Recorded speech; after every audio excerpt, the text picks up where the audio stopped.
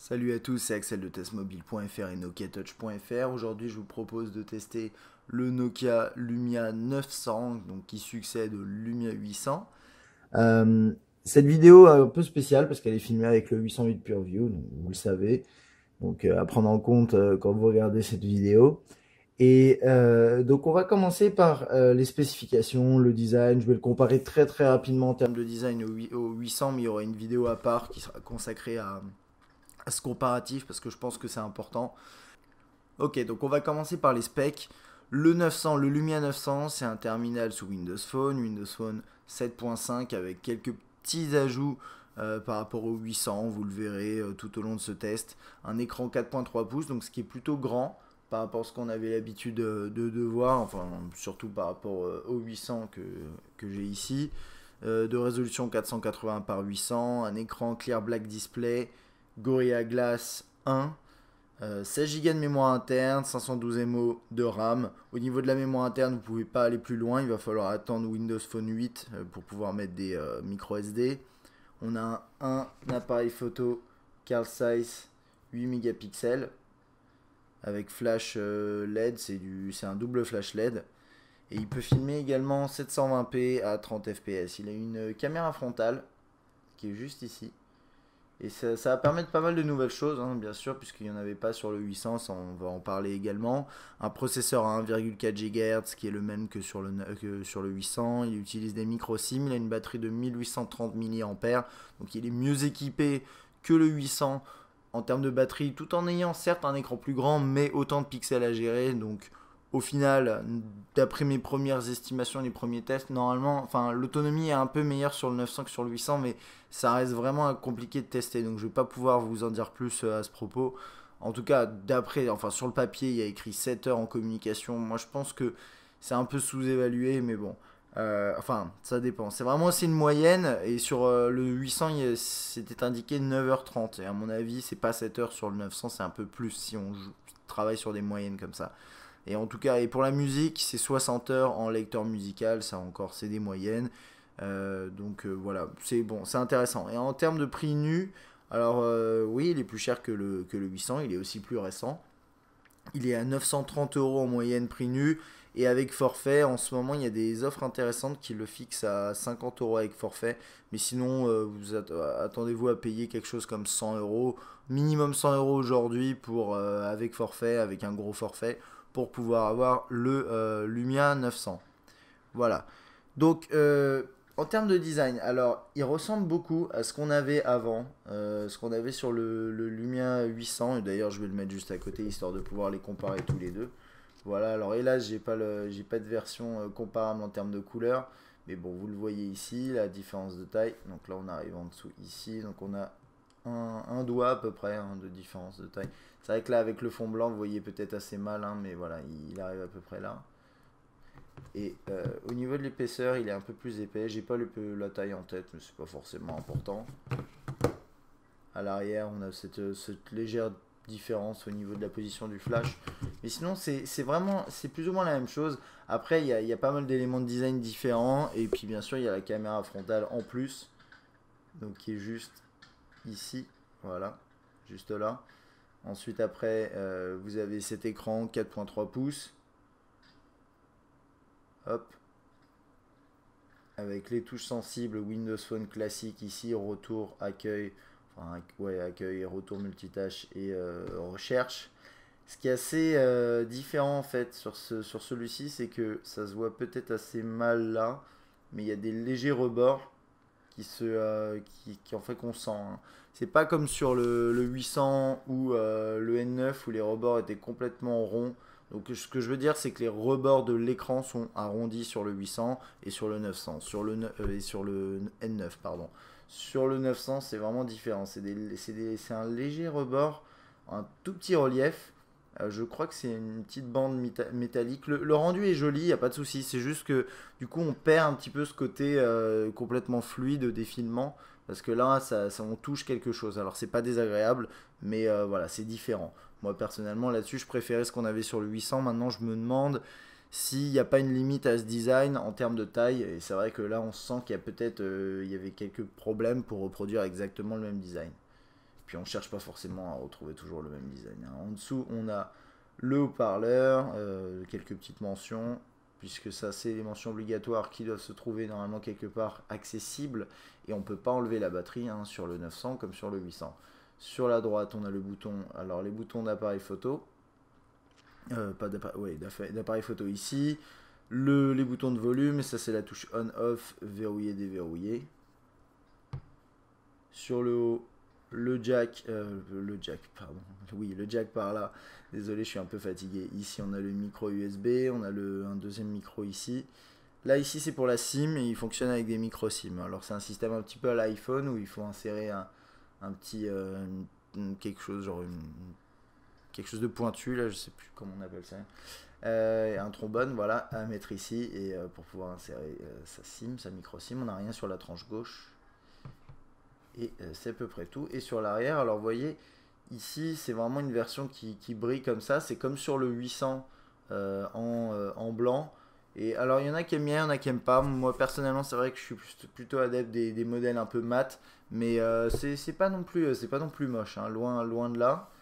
Et donc ici on a l'appareil photo. Donc c'est du Carl Zeiss 8 mégapixels avec son flash dual LED juste au-dessus.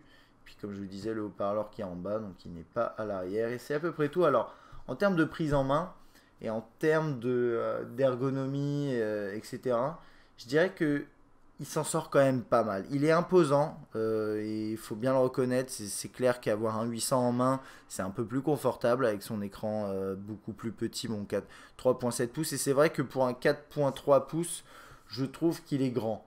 À titre de comparaison, si j'arrive à le retrouver, ouais, désolé, hein.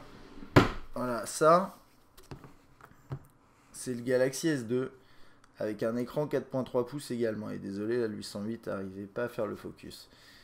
Et bien, quand on compare, alors j'ai pas fait la comparaison avant, mais voilà, ça me semblait assez évident. Hop. Voilà, on a quelques, j'arrive à peu près là. Voilà, ici on a quelques millimètres, mais c'est en largeur, c'est énorme. En fait, c'est ce qu'il faut comprendre, c'est que à la limite en hauteur, on peut prendre des millimètres, c'est pas grave, voire même des centimètres. Mais en largeur, le moindre millimètre change tout. Et ici, moi, clairement, je préfère largement la prise en main, enfin, la possibilité d'agripper l'appareil sur un 4.3 pouces, optimisé de cette façon avec, vous voyez, un écran avec des bords très petits, que ici où en fait j'ai l'impression que Nokia a pas trop bien bossé son design. Enfin, je sais pas à quel point c'était possible de migrer le 800 en version plus grande. Et du coup, on se retrouve avec un appareil qui est vraiment beaucoup trop gros d'après moi, un peu trop imposant par rapport à la taille de l'écran. Et ça, d'après moi, c'est un petit point négatif quand même sur cet appareil. Désolé de commencer par ça, mais bon, je pense que c'est important. C'est qu'au niveau du design, je pense qu'il aurait pu avoir quelques optimisations pour retrouver le même feeling qu'avec le 800 sur le 900 malgré cette taille d'écran. Et d'après moi on l'a parce qu'effectivement on a un design de qualité, mais derrière je le trouve vraiment trop gros par rapport à ce que ça aurait dû être.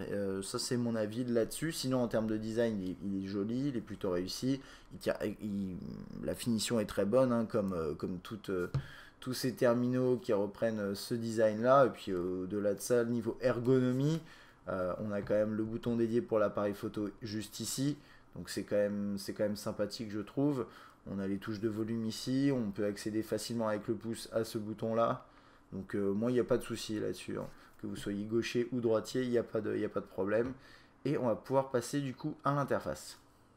Donc le Lumia 900, c'est un terminal qui tourne sous Windows Phone 7.5 dans une version légèrement upgradée. Donc là on le voit ici, 7.5. Voilà, je sais pas si vous voyez bien. Voilà. Avec en termes de mémoire, comme je disais, stockage total 13.61, stockage disponible 12.81. Donc voilà, il n'y a pas trop de pertes ici. Et au-delà de ça, alors du coup, moi je vais aller assez vite dans ce test parce que pour tout vous dire, je trouve que quand même de plus en plus les terminaux Windows Phone se ressemblent. Après, quand on va passer avec les prochaines mises à jour 7.8 et 8 tout simplement, on va commencer à avoir des choses vraiment intéressantes, vraiment différentes. Je vais vous montrer la plupart des écrans, vous expliquer un peu d'après moi ce qui représente le cœur de cet appareil, les gros points forts. Et puis on va faire un petit tour aussi sur toutes les applications qu'apporte Nokia. Parce que finalement aujourd'hui, d'après moi, sur les terminaux Windows Phone et même sur Même les smartphones Android, c'est un petit peu le même esprit. Sauf qu'il y a plus de personnalisation sur Android, là il n'y en a pas. C'est que ça va se jouer sur le software. Alors il y a le hardware d'un côté, mais au niveau du software, ça va jouer sur toutes les applications qui sont rajoutées par le constructeur. Et là, Nokia est quand même, d'après moi, aujourd'hui pour Windows Phone, le meilleur constructeur. Ils ont réussi à prendre cette place très très rapidement d'ailleurs, avec pas mal d'applications en plus, comme tout ce qui est navigation GPS, etc. etc. Et on va avoir l'occasion de regarder un petit peu tout ça lors de ce test. Alors, pour commencer, qu'est-ce que vous avez très rapidement? Petit rappel pour ceux qui n'ont jamais vu Windows Phone, mais je pense que ce n'est pas votre cas, mais vous avez tous ces systèmes de tuiles que vous pouvez changer d'emplacement, que vous pouvez positionner sur l'écran d'accueil. Vous pouvez par exemple dire j'aimerais bien mettre Office sur l'écran d'accueil. Ça va vous mettre ce qu'on appelle une tuile. Alors certaines tuiles c'est comme des raccourcis, parfois c'est plus comme des widgets un petit peu. Comme par exemple ici on a des notifications qui s'affichent, on a des données, des informations qui s'affichent dans ces tuiles. Par exemple ici pour mes emails, si j'avais un message, j'aurais une notification, un petit 1, un petit numéro qui s'afficherait dessus. Voilà, c'est comme ça que ça fonctionne. Et dans l'état aujourd'hui, en fait, sous 7.5, vous pouvez modifier l'emplacement de cette façon-là. Voilà, et vous pouvez les laisser comme ça. Donc c'est pas mal, hein, c'est bien fait. Hop, vous pouvez aussi les enlever. Vous pouvez pas les redimensionner. Par contre, au niveau de la taille, vous avez certaines tuiles qui sont plus grandes que d'autres. Et ça, c'est c'est un choix de la part de Microsoft ou du constructeur. Donc là, par exemple, pour le calendrier, c'est plus grand. Pourquoi je parle de ça? Parce que je pense que c'est important maintenant que Microsoft a dévoilé un petit peu plus sur Windows Phone 8 de faire un rapide point là-dessus et de vous expliquer que si aujourd'hui vous achetez cet appareil, il ne passera pas sous Windows Phone 8. C'est comme ça, c'est d'un point de vue logiciel, c'est pas possible de passer les terminaux 7.5 sous Windows Phone 8. Par contre, il y aura une mise à jour qui s'appelle 7.8 qui apportera un nouvel écran d'accueil. Donc vous aurez un nouvel écran d'accueil avec la possibilité de redimensionner les tuiles, d'en avoir un peu plus, etc. Il y aura d'autres fonctionnalités qui arriveront, on n'a pas encore toutes les données aujourd'hui. Mais voilà, c'est à prendre en compte. C'est encore une fois, c'est peut-être un petit peu dommage d'en parler dès maintenant, mais c'est vrai. Aujourd'hui, si vous achetez un terminal Windows Phone 7.5, donc là on est en juin, on est fin juin, vous ne passerez pas sous Windows Phone 8. Et je pense que c'est dommage. Et c'est vrai que c'est triste parce que c'est un appareil qui est intéressant, vous allez le voir. Mais derrière, vous n'allez pas pouvoir bénéficier de la toute dernière mise à jour de Windows Phone qui va marquer d'après moi un gros changement stratégique chez Microsoft et dans son écosystème Windows, etc. Donc, on va quand même regarder tous ces écrans-là. Donc voilà, vous pouvez composer un numéro, appeler une personne. C'est assez classique. La qualité en appel est bonne, hein. Il n'y a pas de souci. Je trouve que Nokia là-dessus a toujours fait un travail plutôt correct. Hop, voilà. Dans les contacts, alors ça c'est vraiment un des gros points forts de Nokia, enfin pas de Nokia, pardon, de Windows Phone, c'est l'intégration des contacts avec tout ce côté lié aux réseaux sociaux. Donc là par exemple j'ai mes contacts qui s'affichent ici. Je peux rentrer dans un contact. Hop, voilà. Et là on voit là-haut, il y a écrit Windows Phone, Google, Facebook. Donc ça veut dire qu'il est synchronisé avec ces éléments-là, avec ces plateformes-là. Et du coup là je peux accéder aux différentes notifications sur Facebook directement depuis sa fiche. Je peux accéder à ses photos. Et c'est vrai que là, par rapport à ça, il y a assez peu de constructeurs qui proposent ce genre de choses sur des smartphones, à part ceux qui proposent du Windows Phone et certains constructeurs Android. Et ça c'est un gros point fort, c'est cette intégration sociale qui est, qui est présente depuis le début. Hein. Et ça c'est plutôt bien. Ensuite quand on va sur la droite, on a cet écran Quad 9 avec toutes les actualités de vos amis sur les réseaux sociaux que vous avez configurés. Ça c'est vraiment sympa. Et là les contacts récemment, ceux que vous avez récemment contactés ou ceux que vous utilisez le plus fréquemment. Vous pouvez faire des recherches. Tout est assez bien intégré, c'est fluide, pas de souci. Donc ça c'est classique Windows Phone. Hein. Le système de multitâche, en tout cas qui permet de basculer entre différentes tâches, différents processus, pas forcément en cours, mais différentes applications qui sont en tâche de fond. Par exemple là, hop, je bascule sur le navigateur web. Au niveau des messages, c'est très classique. C'est par conversation, par contact. Donc là, par exemple, c'est pas un vrai message. On va en commencer un. Voilà, vous commencez à taper le numéro, enfin le numéro ou le nom de la personne. Vous allez l'avoir en proposition. Et puis là, sur un écran de cette taille-là, il n'y a aucun souci. Déjà que moi, je trouve que le système de saisie texte sous Windows Phone est quand même plutôt bon. Alors, je ne sais pas si vous voyez bien. Normalement, ça devrait aller. Mais voilà, je suis en train de taper. Et ça fonctionne super bien. Il y a un truc que j'aime beaucoup en fait avec Windows Phone et le clavier. C'est que c'est un des rares claviers, je trouve, clavier virtuel, où même sans avoir vraiment besoin d'utiliser une correction automatique ou ce genre de choses, on va réussir généralement à taper assez bien et sans forcément regarder les touches. Et ça, c'est quelque chose de plutôt sympa. Et ce qui est bien aussi dans ce mode de saisie, enfin dans cette saisie texte ou Windows Phone, c'est que c'est toujours très très fluide. Et là, voilà, en mode paysage, hein, bien sûr, sur un écran de cette taille-là, il n'y a aucun souci, ça marche très bien. Moi, ce que j'aime bien ici aussi, c'est que le clavier prend pas forcément toute la longueur, toute la largeur, pardon, de l'écran. Et du coup, vous allez quand même pouvoir aller chercher vos lettres très facilement. Voilà, parce que sinon, ça ferait un clavier qui fait cette longueur-là. Et là, vous voyez, il est plus court. Un petit peu plus court sur la gauche. Donc ça, c'est des petits trucs, mais qui font que c'est plutôt bien fait. Dites votre message. Salut à tous.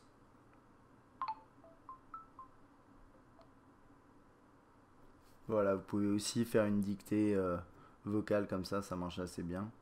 D'ailleurs, j'ai oublié de vous montrer, vous avez aussi la recherche ici. Donc en accès rapide avec la touche recherche, vous recherchez directement sur Bing et vous avez différentes possibilités. Vous pouvez rechercher autour de vous, alors là on va pas le faire. Là vous pouvez rechercher des restaurants. Vous pouvez aussi détecter une musique, donc c'est une sorte de Shazam intégré, c'est plutôt bien. Vous avez également le mode visuel, alors ça c'est pour les codes barres, les QR codes, tout ça, ça marche très bien également. Et ensuite, après, vous avez bien sûr la possibilité de parler et ensuite d'effectuer une recherche en fonction de voilà, ce que vous êtes en train de dire. Donc là, ça va pas marcher, normal. Donc, par exemple, voilà, je peux faire une recherche, test mobile, imaginons. Je me retrouve sur le site. Et enfin, sur la page de recherche. C'est vrai que moi, ce qui me dérange un petit peu avec la recherche ici, sur Bing, sur l'appareil, c'est que on a le champ de recherche, on a ici ça avec local, image et tout, donc ça c'est pour défiler sur le côté, hein. On a un résultat, alors ça c'est un résultat c'est un peu bizarre, c'est un résultat de météo, une ville qui s'appelle West Mobile Park ou quelque chose comme ça, ou un parc tout simplement. Et ensuite après on a un résultat avec vraiment beaucoup trop de lignes et un deuxième résultat qui est même pas affiché entièrement. Et ça, je trouve ça vraiment dommage d'avoir ce type de résultat. J'en parle à chaque fois que je teste Windows Phone, mais je pense qu'il devrait retravailler cette page pour minimiser le défilement, quoi. Enfin, là, il nous impose clairement de devoir défiler, enfin, pour aller voir les autres résultats. Et je trouve ça un peu dommage. Mais bon, c'est pas rédhibitoire, loin de là. Ensuite, après, vous pouvez configurer bien sûr vos clients email. Et là, vous avez ensuite, là, j'ai configuré Google, mon Gmail, mais vous pouvez avoir, bien sûr, vous avez Hotmail qui est installé par défaut, puisque vous configurez votre compte Hotmail dès que vous créez, dès que vous allumez l'appareil, c'est quelque chose de nécessaire. C'est un peu l'équivalent, si vous voulez, chez Android, de créer un compte Google, ou sur les terminaux Samsung, d'avoir un compte Samsung pour accéder à Samsung Apps, ce genre de choses. Donc là, au niveau des mails, c'est plutôt bien fait, je trouve.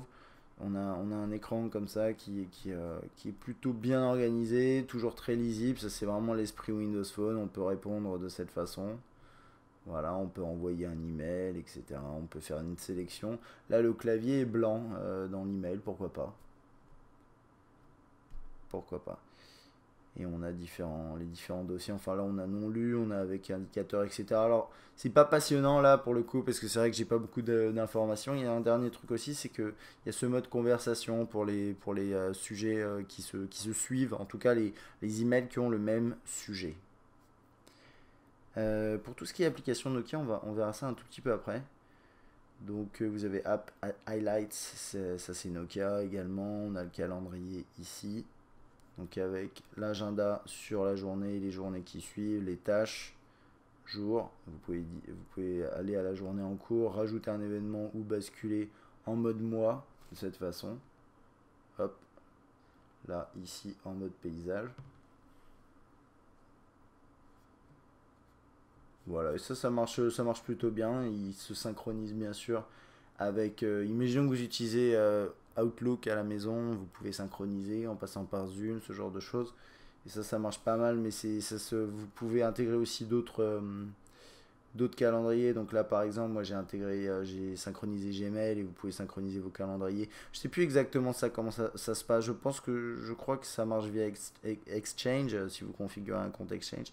En tout cas, voilà, il y a la possibilité de synchroniser vos agendas de la façon dont vous le souhaitez.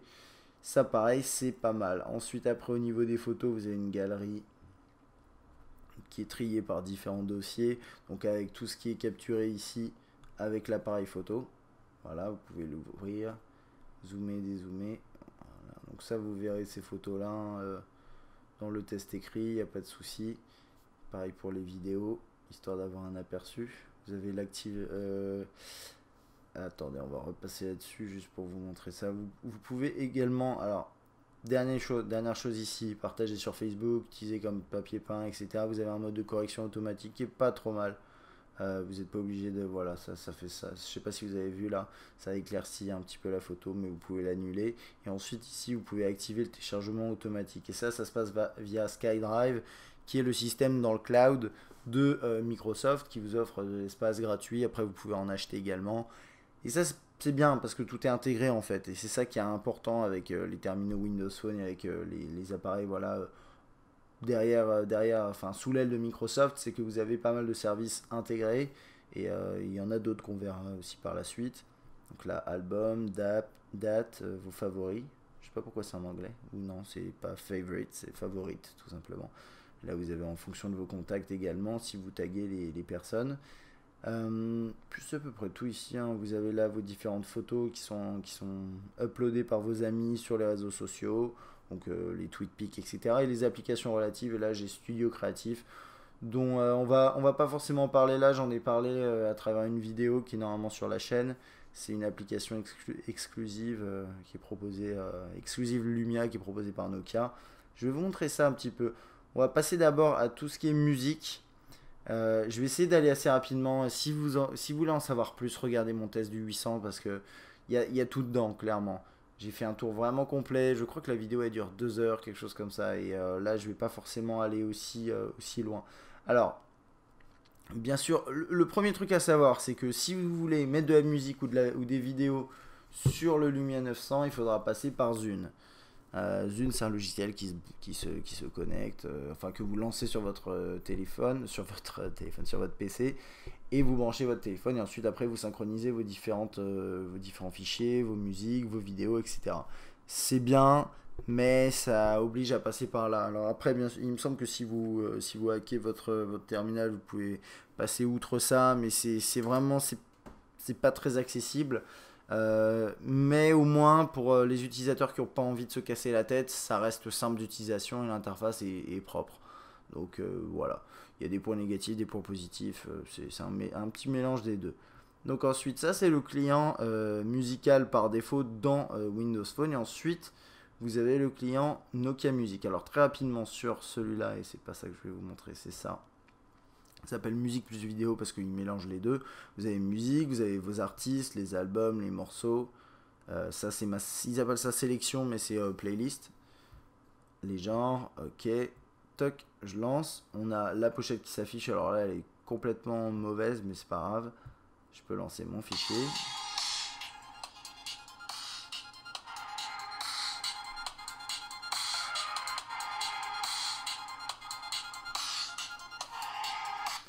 Alors, on a cette interface qui s'affiche, qui est plutôt bonne.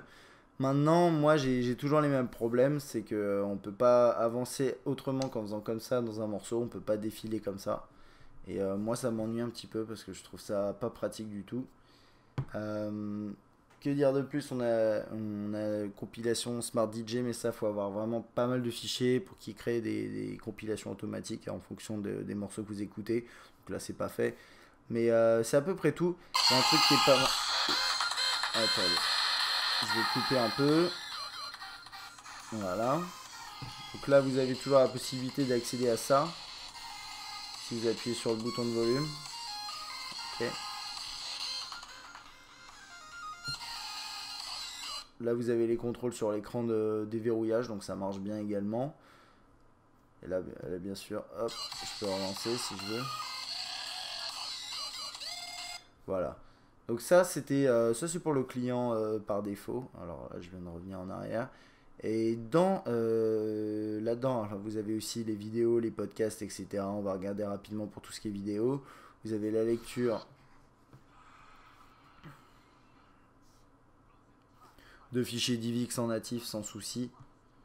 Vous pouvez désactiver, là c'est le mode zoomé ou le mode full screen sans altération enfin sans zoom numérique. Et ça marche plutôt bien. Par contre, tout ça, ça s'importe via Zune. Et d'ailleurs, je dis lecture DivX en natif. Je sais plus s'il y a une conversion via Zune ou pas. Bon, en tout cas, peu importe. Vous avez vos fichiers sur votre ordinateur, vous lancez Zune, vous allez dans vidéo, vous avez tous vos fichiers là, vous sélectionnez ce que vous voulez, vous les transférez. Ça prend un peu de temps, mais autant de temps que de toute façon transférer un fichier via USB en direct. Et ensuite, après, vous pouvez les lire. Normalement, il n'y a pas de souci. Donc ça, c'est bien, hein, ça marche bien.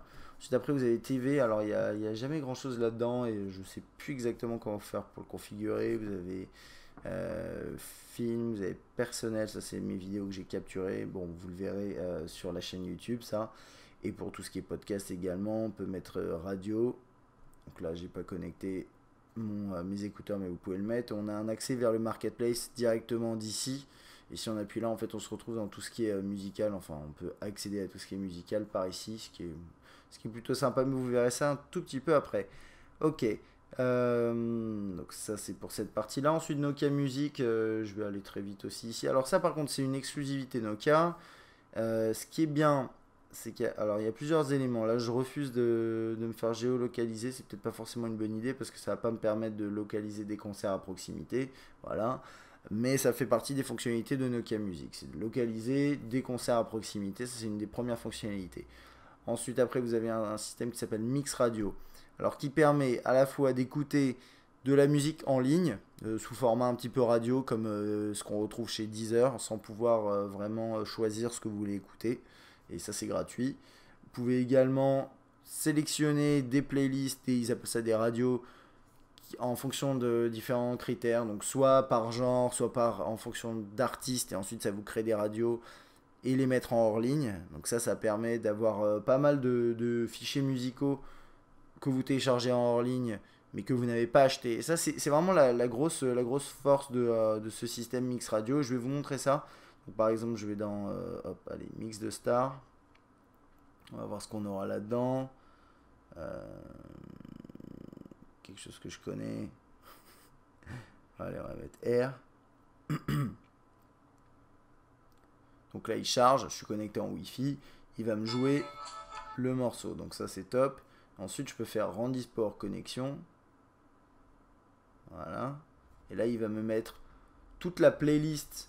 Bon, c'est pas une playlist, mais toute la radio relative à R en mode hors ligne. Et il va la télécharger. Ça va prendre un petit peu de temps, mais une fois que je l'aurai en hors ligne, je pourrai y accéder quand je veux sans avoir de connexion. Par contre, si je continue à télécharger d'autres playlists, elles ne vont pas s'accumuler. Au bout d'un moment, je crois que c'est 14 heures. Je ne me rappelle plus exactement.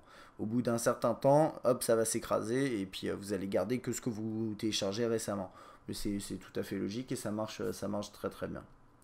Donc voilà, ça c'est pour la partie radio avec hors ligne, etc. Vous pouvez également créer vos propres listes en fonction des artistes. Et ça c'est plutôt sympa, donc je vais vous montrer ça. Hop, tac, bam. Voilà, donc là j'ai rajouté un artiste. Je veux dire que ça me suffit. Je peux dire lecture. Normalement, c'est comme ça que ça marche, il me semble. Voilà. Alors là, du coup, je peux télécharger le morceau directement ici en l'achetant ou passer ou normalement on a la possibilité de la mettre en hors ligne. Je me rappelle plus exactement comment faire. Peut-être que je ne sais plus. Peut-être que là-dessus on peut plus les remettre en hors ligne. Je me rappelle plus exactement. Et puis vous avez aussi obtenir le profil musical qui permet tout simplement de créer des playlists à partir de ce que vous écoutez. Alors ça va vous permettre de découvrir de la musique et c'est plutôt sympa. Donc voilà, là il est à 52%. Toc. Je peux pas encore normalement l'écouter, voilà, mais je vais pouvoir l'écouter après.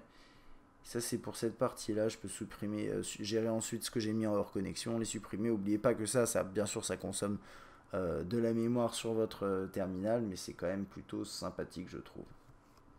Ensuite rapidement App Highlights. C'est une application de Nokia qui permet tout simplement de mettre en avant certaines applications. Donc ça c'est quelque chose qu'on retrouve vraiment partout, hein. Sur tous les terminaux, on retrouve des mises en avant d'applications pour permettre à l'utilisateur de choisir, enfin de l'aider à choisir des applications pour son terminal. J'ai pas grand chose à dire là-dessus, hein. Ça marche assez bien, je sais plus ce que c'est ça. Ah oui c'est vrai, c'est mode aléatoire où on secoue son terminal. Et c'est à peu près tout, donc ça c'est pour Highlights. Ensuite on a le bundle Nokia Cart, Nokia Drive qui sont pas encore intégrés et c'est prévu dans le sens où en fait vous avez vraiment deux applications à part. Vous avez Cart qui ressemble pas mal quand même à Bing Maps mais en un petit peu plus complet quand même. J'attends que ça charge un petit peu, voilà.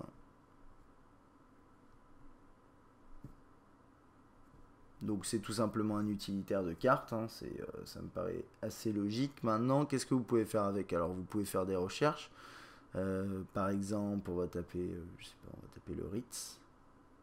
Non, je ne sais pas taper Ritz. Voilà, Ritz Escoffier. Très bien. Hop, voilà, je recherche un lieu. J'appuie dessus. Il va me dire à propos, je peux demander à calculer un itinéraire. On va faire ça. Voilà, il va me dire que je mets 29 minutes pour me rendre à tel endroit. Et ensuite, je peux faire ça et voir les directions. Par contre, comme vous pouvez le voir ici, vous ne pouvez pas demander à avoir un itinéraire avec un système de guidage GPS turn by turn, etc. Ça se passe dans Drive. Et vous le verrez, en fait, le problème, c'est qu'aujourd'hui, c'est pas intégré. Là, par exemple, ce que j'aimerais bien, c'est avoir la possibilité de lancer Nokia Drive pour faire une navigation. Mais ça, normalement, à terme, ça devrait arriver. Maintenant, qu'est-ce que vous pouvez faire à partir de là? Vous avez également les photos du lieu en question, les avis pour les restaurants, tous les lieux où il peut y avoir des avis, c'est surtout des restos et des hôtels, et ça c'est pas mal. Vous avez différents guides sur lesquels vous pouvez trouver des infos. Bon, j'ai appuyé dessus, normalement ça va m'emmener sur internet je pense, ou pas, je ne sais pas où il m'emmène, c'est pas grave, on va revenir en arrière, voilà. Et à proximité, qu'est-ce qu'il y a à proximité de ce lieu là? Eh ben, il y a d'autres restaurants, il y a un hôtel ici, il y a ce genre de choses, voilà. Et ça c'est vraiment top. En fait Nokia travaille depuis l'annonce de la mise à disposition de Nokia Maps en illimité, je crois que c'était il y a 2-3 ans déjà, 2 ans. Travaille beaucoup là-dessus sur toute sa solution GPS, solution de guidage avec plein de partenaires, et on a beaucoup aujourd'hui de données disponibles dans sa solution de Maps. Et là vous voyez il y a autre chose qui est sympa, c'est que j'ai une notion de trafic. Donc ici par exemple, hop, j'appuie là et j'ai 4 modes. J'ai le mode trafic, donc c'est celui que j'ai actuellement, donc qui me dit tout simplement voilà comment ça roule à tel ou tel endroit. Et ça c'est plutôt sympa, ça permet de prendre des informations très rapidement. On a un mode carte classique. Voilà. Et les transports en public qui s'affichent de cette façon. Et le mode satellite, un classique. Voilà. Donc on va passer du coup à Drive.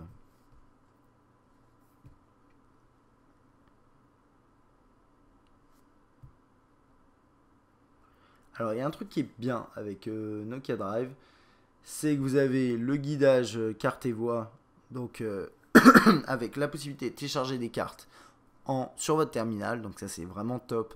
Ça permet de jamais avoir à se soucier de est-ce que je capte ou est-ce que je capte pas. Ça c'est un des problèmes qui aura de moins en moins, mais qui a aujourd'hui avec Google Maps, sous Android ou même sous iOS. Et aujourd'hui, là-dessus vous l'avez pas ce problème-là. Vous pouvez choisir une voix et un langage. Alors je vais rester là-dessus. Je vais lui dire maintenant, on va voir du coup. Voilà, France. Donc maintenant je peux choisir quelle région installer. Alors juste pour aller un peu plus vite, dans le cadre de la vidéo, je vais faire Paris-Île-de-France.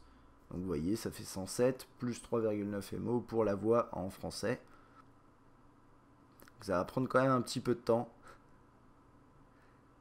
Mais voilà. En gros, vous pouvez commencer déjà dès que vous lancez Drive, télécharger vos cartes. Donc là, c'est les cartes de votre région, de votre pays. Vous pouvez télécharger autant de cartes que vous voulez. Après, tout dépend aussi de la mémoire. Vous avez 16 Go, il y a quand même de quoi faire. Mais ça prend rapidement de la place quand même, ces éléments-là. Et ensuite, au niveau des voix, vous pouvez en télécharger d'autres. Donc là, j'en ai choisi qu'une. Mais je pourrais aller beaucoup plus loin. Donc ce qu'on va faire, c'est qu'on va se retrouver juste à la fin de ce téléchargement pour voir ce que nous réserve Nokia Drive. Donc là, les cartes, enfin la carte en tout cas, a terminé de se télécharger. Donc là, j'ai lancé Drive en version 2D. Vous pouvez aussi vous mettre en vue 3D comme ça. Et c'est ce qui est plutôt bien, c'est que vous... Alors, on va zoomer un petit peu sur Paris. Voilà. C'est que vous avez également certains monuments, certains bâtiments qui sont en 3D. Donc c'est vrai que quand vous naviguez en GPS dans une ville peut-être que vous ne connaissez pas et que vous retrouvez voilà, certains bâtiments en 3D, ça vous permet peut-être de mieux vous orienter, ce genre de choses, donc pourquoi pas. C'est assez fluide. En vue 3D, moi je trouve que c'est quand même bon, c'est quand même un peu moins fluide. On va retourner dans cette vue-là. C'est bien mieux, je trouve. Hop, voilà. On peut gérer la couleur de la carte, on peut gérer les cartes, donc ça, il va me mettre Paris-Île-de-France, puisque j'ai téléchargé Paris-Île-de-France, bon, Picardie également. On peut faire plus, et là, ce qui est vraiment bien, c'est qu'on a par continent. Je crois pas qu'on puisse télécharger un continent entier, ouais, voilà. Mais on peut télécharger un pays entier. Si on le fait comme ça, on fait installer, on peut télécharger un pays entier. Pour la France, pardon, ça va être en Europe. Voilà. Normalement, voilà, il y a France toutes, et ensuite toutes les régions. Et c'est super ça, c'est vraiment un gros plus d'après moi. Donc par exemple, j'ai des exemples types vraiment concrets.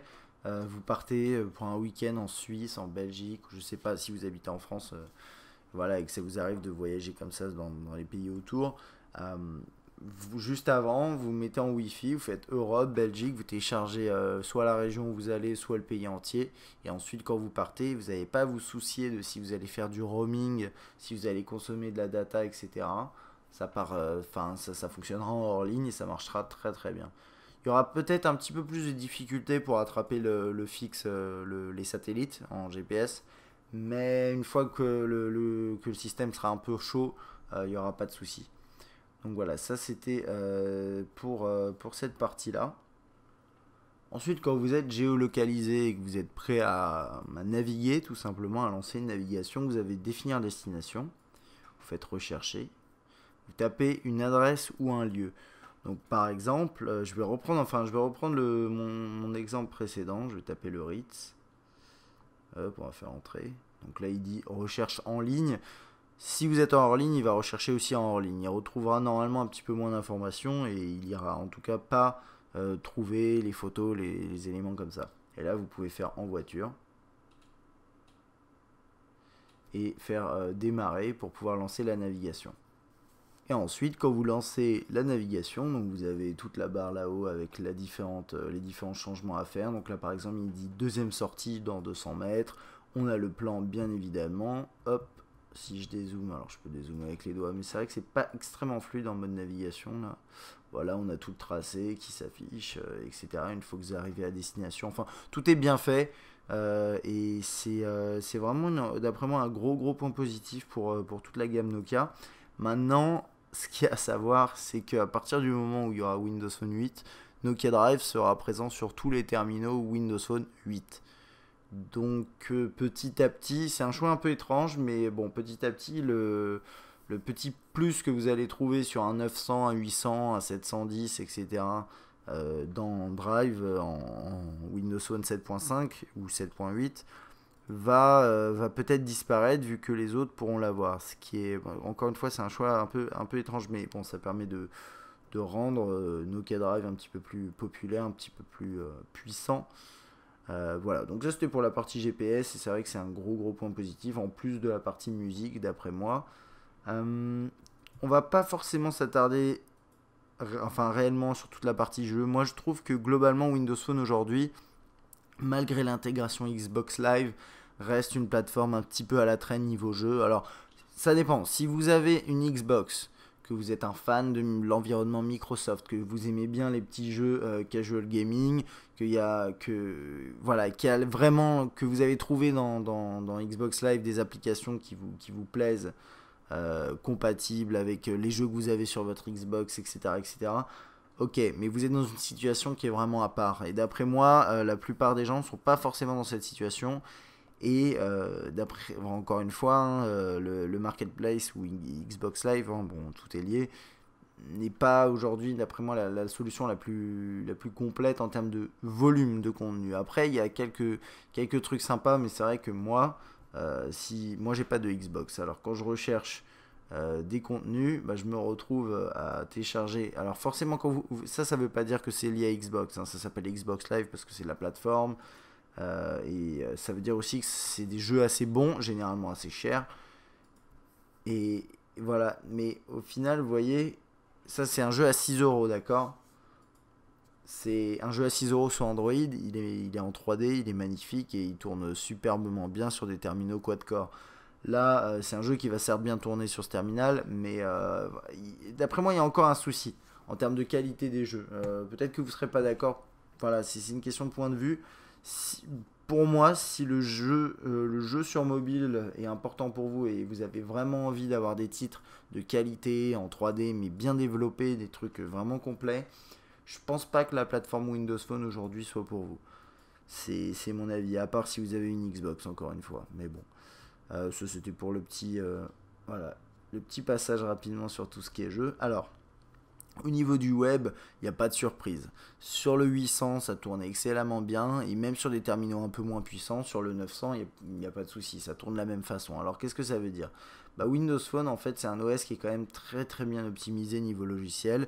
Et quand vous allez sur le web, vous allez avoir un défilement qui est extrêmement fluide. Vous allez avoir des zooms très très fluides également. Maintenant, vous n'allez pas avoir tous les éléments qui vont s'afficher. Par exemple, tout ce qui est flash, ça ne va pas s'afficher. Typiquement là voilà c'est des vidéos en flash, si j'appuie dessus il va me lancer m.youtube.com parce qu'en plus il n'y a même pas d'application YouTube officielle réellement performante qui s'intègre. Donc ça c'est bon, c'est pas forcément grave hein, parce que cette application elle est bien. Regardez, je lance ça, hop, j'ai la vidéo qui va se lancer normalement, peut-être pas attendre, mais bref voilà. Et ça fonctionne bien, mais ça manque d'intégration et c'est le petit truc aussi, le petit défaut là-dessus. Reproche qu'on peut faire à Windows Phone par rapport à tout ce qui est intégration YouTube et bon, pas uniquement. Vous faites double tap, ça zoome un petit peu, vous pouvez ensuite regarder votre texte. Donc voilà, de cette façon-là, c'est pas trop mal. Hop, vous passez en mode paysage. C'est quand même bien, vous pouvez rester appuyé sur du texte. Alors, sur test mobile, je pense que ça va pas marcher. Alors du coup, on va aller sur un autre site. Toc. Voilà, ça nous permettra d'aller voir un autre site un peu plus lourd. Donc, normalement, il me lance pas la version mobile par défaut. On va voir ça parce que je l'ai configuré pour ne pas faire ça. En fait, je vais vous montrer pendant ce temps-là quelques éléments de paramètres. Vous avez des onglets. Donc, vous pouvez avoir plusieurs pages lancées en même temps, donc ça c'est bien. Vous avez les favoris, les pages récemment visitées. Vous pouvez ajouter aux favoris dans les paramètres. Vous pouvez cocher ici préférence du site web version bureau, donc c'est ce que j'ai fait pour pas passer par la version mobile. Et puis définir 2-3 éléments, mais c'est vrai qu'il n'y a pas beaucoup d'options quand même là-dedans. Et on arrive sur ce site. Et on va voir comment ça s'affiche. J'attends que voilà, tout soit entièrement chargé. Et je pense que c'est à peu près bon. Ouais. Ouais, c'est tout à fait bon. Alors voilà, là, ça a beau être un site super lourd, ça s'affiche extrêmement bien. On peut zoomer, dézoomer. Maintenant, moi, il y a un truc que j'ai remarqué. Alors, il y a plusieurs choses. C'est au niveau de la typo. Windows Phone en fait vraiment. Enfin, c'est peut-être pas Windows Phone, c'est Internet Explorer. En fait vraiment à sa tête. Par exemple là, moi je connais ce site, cette typo, je crois pas que ce soit cette typo qui soit utilisée par défaut. Et il y a un truc qui passe pas tout simplement. Imaginons, ou bien ici par exemple, The Big Story. Normalement Story c'est visible, c'est pas à moitié coupé. Et ça c'est des trucs qui m'ennuie vraiment avec Windows Phone en termes de navigation web. C'est fluide, ça marche bien, mais ça manque d'intégration peut-être avec YouTube, avec une vraie application, mais bon, ça c'est autre chose. Mais au niveau des typos, je trouve vraiment que c'est flagrant. Parce que bah, moi aussi, quand je vais par exemple sur Test Mobile, je vois que les typos elles sont pas bonnes et ça me frustre en tant qu'éditeur parce que je me dis ça sert à quoi que je fasse un site de telle ou telle façon si après Internet Explorer passe derrière et change complètement la façon d'afficher mon site. Et donc là, c'est pareil pour ici. Et généralement, ce qui va se passer, c'est que certains titres vont être très gros, d'autres éléments de texte vont être vraiment tout petits. Et là, sur ce site-là, je trouve que ça passe assez bien, à part peut-être dans le bandeau là-haut où ça marche pas top. On va aller dans un article, on va aller voir. Mais bon, dans tous les cas, la navigation reste extrêmement fluide, extrêmement agréable. Et puis, comme je disais, c'est la même chose que sur un Lumia 800, sauf que quand vous avez un écran plus grand, bah, vous avez plus de place. Quand vous dézoomez à fond, vous avez voilà l'intégralité du site. C'est à peu près lisible. C'est vrai que là, par exemple, ça va être dur avec le 808 de lire ça, mais c'est pas vraiment lisible. Je vais essayer de zoomer un peu. Ouais. Vous voyez, c'est pas évident quoi. Toc. Donc voilà, je suis sur un article et on a des non là des textes sur cette page là, ça a l'air d'aller. Mais ça va vraiment, comme je disais, dépendre des sites et voilà, sur Test Mobile par exemple, ça marche pas très très bien. Mais bon, ça c'est un petit détail, hein. C'est pas forcément important pour vous. Mais par exemple là sur Test Mobile, vous voyez les titres, ceux-là ils sont vraiment beaucoup trop gros. Et là le texte est tout petit, c'est des trucs comme ça, c'est un peu étrange. Enfin bon, ça c'est un détail. Globalement l'expérience sur le web est bonne, c'est juste qu'elle n'est pas forcément très très fidèle à ce qu'on trouve sur un ordinateur. Et même, faut bien l'admettre, c'est pas la même chose c'est pas la même chose que ce qu'on trouve sur un terminal Android récent. Si je compare avec je sais pas, un One X, un S3, Galaxy Nexus, je trouve que globalement on a c'est plus proche de ce qu'on est censé trouver sur un ordinateur que sur Android que sous Windows Phone. Maintenant, il y a ce côté fluidité qui est important et ici on arrive à avoir une excellente fluidité tout en ayant des appareils moins puissants. Donc voilà, ça c'est à prendre en compte, ces genres de choses. Mais si vous cherchez à avoir une intégration vraiment complète avec YouTube, des choses comme ça va peut-être vous déranger. Il y a juste un truc que je voulais vous montrer et que j'ai pas pensé à vous montrer tout à l'heure quand on était sur l'autre site, parce que sur Test Mobile ça marche pas, c'est juste le copier-coller. Je vais vous montrer ça très rapidement. Voilà, vous sélectionnez un mot, après vous pouvez définir la sélection de manière plus précise, faire copier. Ensuite après, vous copiez, vous pouvez coller ça n'importe où. Donc là par exemple, je vais aller dans un mail. Hop, voilà. Donc là c'est pas mal, ça marche bien. Vous avez également dans la série tout ce qui est Drive, Maps.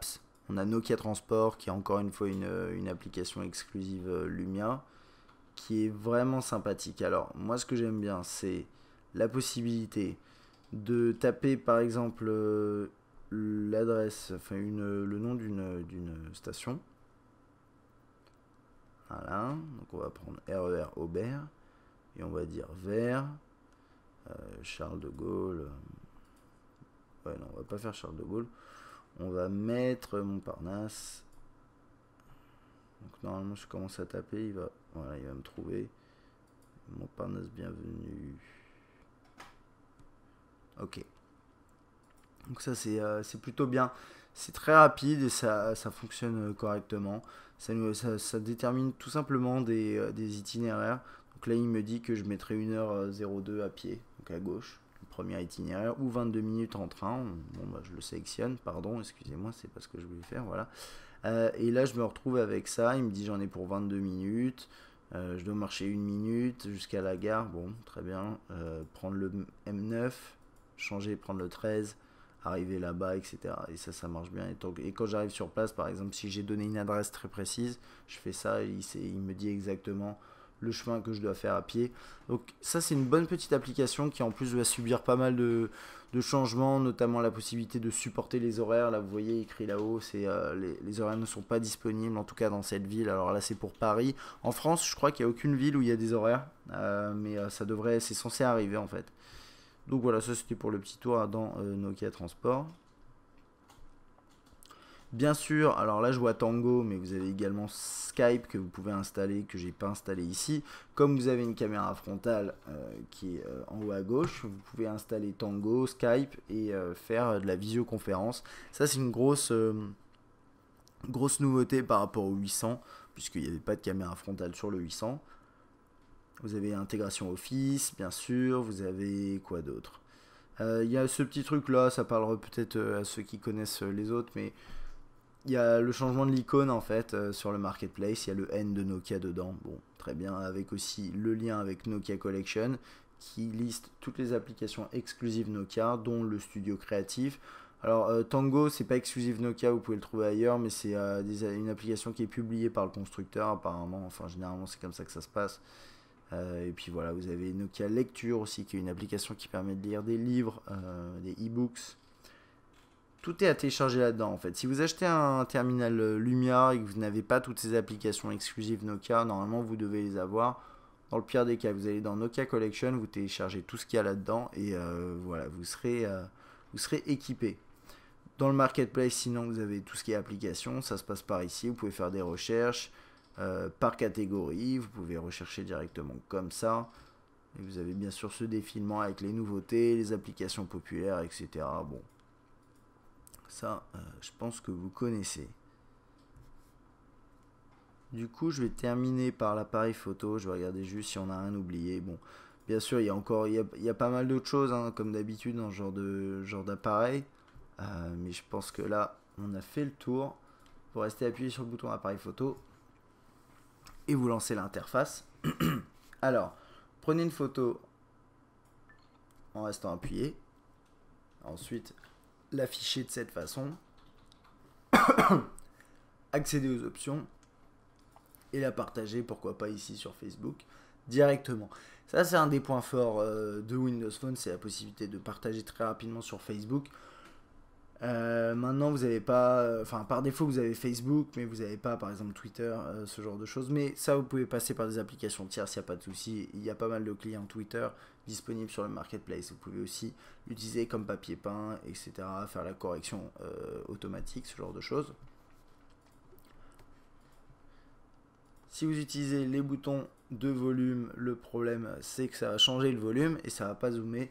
Alors ça c'est quelque chose qu'on a depuis les tout débuts de Windows Phone. Pour zoomer, il faut utiliser les boutons ici. Je sais plus si on peut zoomer comme ça. Non, on peut pas zoomer comme ça, c'est un petit peu dommage. Vous pouvez aussi prendre une photo de manière tactile. Donc par exemple, toc. Voilà. Donc ça permet de prendre des photos très rapidement, c'est plutôt bien. Dans les paramètres, vous avez des modes de scène avec plage, lumière de bougie, vous avez macro qui marche assez bien. Balance des blancs, valeur d'exposition, ISO, mode de mesure, effet, contraste, saturation, mode de mise au point, vous avez la résolution bien entendu. Le flash à régler sur le côté. On passe en mode vidéo en appuyant ici. Et ensuite, vous avez la possibilité de filmer en 720p. Voilà, c'est écrit juste là. 720p avec autofocus continu qui marche plutôt bien. La qualité est bonne. Vous le verrez dans les échantillons qui seront publiés maintenant. Même chose que pour l'appareil photo. Hein. Vous ne pouvez pas zoomer de cette façon. Il faut utiliser les boutons ici. Et je sais pas si j'aurais aimé avoir un mode 720p, enfin 1080p. Je pense que 720p ça suffit. C'est la même chose que sur le 800 hein, de toute façon. Mais au niveau de la qualité, c'est vraiment sympathique. Hein. Vous le verrez, vous pouvez régler la saturation, le contraste, différents effets assez basiques, hein. Sépia, etc. Et puis c'est à peu près tout. Vous avez des réglages de scène avec la possibilité de passer également en mode macro pour optimiser vraiment le le focus quand c'est de près. Voilà. Je sais pas. Ça marche plutôt bien. Bon, vous voyez sûrement mal à la caméra. Ça marche vraiment bien. Voilà, donc ça c'est pour la partie interface. C'est quand même assez limité, mais parce qu'il y a un mais. Nokia propose plusieurs choses. Alors la première chose c'est le studio créatif. Alors ça j'ai déjà fait une démo sur le 800, donc on va pas le revoir là intégralement, mais c'est une petite application qui permet d'ajouter des effets, de modifier ses photos, etc. Voilà, avec quelques effets comme ça, plutôt sympa. Quelques réglages, rogner, tourner, contraste, netteté, couleur, etc. etc. Et au-delà de ça, vous avez également une application qui arrivera courant juillet, qui est pas encore là disponible, qui permettra, c'est tout un pack de différentes fonctionnalités depuis le rachat comment dire, depuis le rachat de Scalado par Nokia, donc Scalado qui est une entreprise qui crée des services pour les appareils photo sur mobile, enfin pour tout ce qui est photo sur mobile, et vous aurez la possibilité de faire des panoramas très réussis, de prendre des photos de groupe avec différentes personnes et d'ajuster les visages en fonction du moment où la personne a eu le bon sourire, regarder vers l'objectif, etc. Enfin, voilà, il y a tout un pack de fonctionnalités qui va arriver. Il y a un truc à savoir, c'est que Nokia, dans tous les cas, est bon. Disons que Nokia est bon pour 3 trucs, on va dire. Première chose, c'est tout ce qui est hardware, design, finition, ils sont excellents. Deuxième chose, c'est tout ce qui est appareil photo, ils sont très bons également, avec leur partenariat très très fort avec Carl Zeiss. Et troisième chose, c'est, on va dire qu'il y a une quatrième chose aussi. La troisième chose, c'est tout ce qui est GPS, Maps, depuis le rachat de Navtech. Voilà. Et la quatrième chose, c'est, on va dire, tout ce qui est application, fonctionnalité en plus pour apporter une notion d'exclusivité un petit peu à la gamme. Et ils faisaient la même chose avec les terminaux Symbian, sauf que là, ils étaient les seuls sous Symbian à ce moment-là. Mais là, avec Windows Phone, ils le font de cette façon-là. Par exemple, avec Studio Creative, c'est quelque chose qui est exclusif, Lumia, etc. Donc, Nokia est capable quand même de développer quelques belles applications. Son problème, c'était surtout au niveau de tout ce qui est création d'interface. Voilà. Et encore, je dis ça, et j'ai adoré, et j'aime toujours le N9. Mais bon, ça, c'est un autre sujet. Et je pense qu'on a fait à peu près le tour ici. Hein. Vous avez bien sûr l'intégration avec Office. Et puis sinon pour le reste c'est vraiment tout. Alors que dire sur ce 900? Bon, est-ce qu'on peut dire que c'est un 800 plus grand? Bah écoutez, en partie oui et en partie non. C'est-à-dire que oui, parce que au niveau des spécifications c'est très très similaire à un 800. Mais il y a quand même quelques petits plus. Au niveau de l'autonomie, il est un peu meilleur. Il a sa caméra frontale. Il a quelques ajouts, et d'ailleurs un des trucs que j'ai oublié de vous montrer, et je vais vous le montrer maintenant, c'est tout bête, hein. Mais c'est le partage d'internet ici, voilà, dans les paramètres. Vous pouvez transformer votre terminal en modem pour ensuite diffuser via, hop, qu'est-ce qu'il m'a dit, j'ai pas vu, voilà. Mais bon là il peut pas, il est pas connecté, mais vous pouvez partager ensuite votre connexion. Via votre appareil et via d'autres terminaux. Donc ça c'est sympa et c'est quelque chose qu'on n'a pas sur le 800 mais qu'on devrait avoir à travers des mises à jour. Donc voilà, ça c'est aujourd'hui les gros points forts de cet appareil, c'est au niveau de la taille de l'écran déjà, première chose. Si vous cherchez un écran plus grand, parce que peut-être que celui du Lumia 800 ne vous allez pas, vous le trouviez peut-être trop petit. Le 900 est bien plus intéressant de ce point de vue-là. Il a toujours ce design typique de la gamme Lumia qui est vraiment quand même sympathique, hein, faut bien le reconnaître. La finition est bonne également, même si je trouve que c'était un petit peu plus réussi quand même sur ce type de format avec l'écran légèrement arrondi. Ça c'était vraiment un gros plus et là on le retrouve pas. C'est pas dramatique, mais moi je trouve ça un petit peu dommage. Et puis après, comme je vous disais, il y a toutes les exclusivités Nokia qui deviendront peut-être de moins en moins exclusives au fil du temps. Donc tout ce qui est Nokia Maps, les systèmes relatifs à tout ce qui est appareil photo, puisque voilà, avec le partenariat avec Carl Zeiss. Aujourd'hui, si vous devez choisir entre plusieurs appareils Windows Phone, il faut regarder le design, il faut regarder au niveau des specs également, même si normalement elles sont assez proches d'un terminal à l'autre. Et puis ensuite, quelles applications le constructeur est capable de vous proposer dès la sortie de la boîte. Et aujourd'hui, Nokia s'en sort vraiment bien avec pas mal de solutions au niveau déjà Maps, tout ce qui est GPS, et ensuite au niveau de la musique, on a une solution intéressante, photo comme je disais, et puis c'est à peu près tout. Et puis au-dessus de ça, vous avez toute la fluidité de Windows Phone sur le web, etc. Alors au niveau des points négatifs, parce qu'il y en a de toute façon, je dirais que sur le web on est bon, mais on est loin d'être 100% en raccord, enfin en accord avec ce qu'on est censé trouver sur un terminal haut de gamme aujourd'hui. Au-delà de la fluidité, en fait, moi je pense que la fluidité c'est bien, mais sous Windows Phone ça se fait avec quelques sacrifices qui sont acceptables pour la plupart des gens. Donc voilà, c'est ce que je disais dans la partie web, quand je parlais du web. Au niveau de la mémoire, on a 16 Go, c'est bien. Pour ceux qui voudront aller peut-être un peu plus loin, vous ne pourrez pas puisqu'il n'y a pas de port micro SD. Ça, on les retrouvera que à partir de Windows Phone 8. C'est à prendre en compte. Au niveau de la résolution, j'étais assez satisfait parce que, enfin assez surpris on va dire, parce qu'avec du 4.3 pouces en 480 par 800, je m'attendais à ce que ce soit un petit peu plus grossier que sur un 800 et finalement c'était pas flagrant. C'est pas comme quand j'avais testé le Titan par exemple. Donc ça c'est plutôt bien. Niveau d'autonomie, on est plutôt bon. Et je parlais des points négatifs, donc on va pas parler de points positifs. J'ai oublié aussi qu'il y avait la caméra frontale en termes de points positifs. Non, négatif pour moi, c'est vraiment plus la taille aussi de l'appareil qui est bien trop. Qui n'est pas optimisé d'après moi par rapport à la taille de l'écran. Comme je vous montrais tout à l'heure, un Galaxy S2 avec un 4.3 pouces est bien moins imposant. Je pense que Nokia aurait pu faire un effort là-dessus. Et donc aujourd'hui, la question c'est. Est-ce que vous devez prendre un Lumia 800 ou un Lumia 900?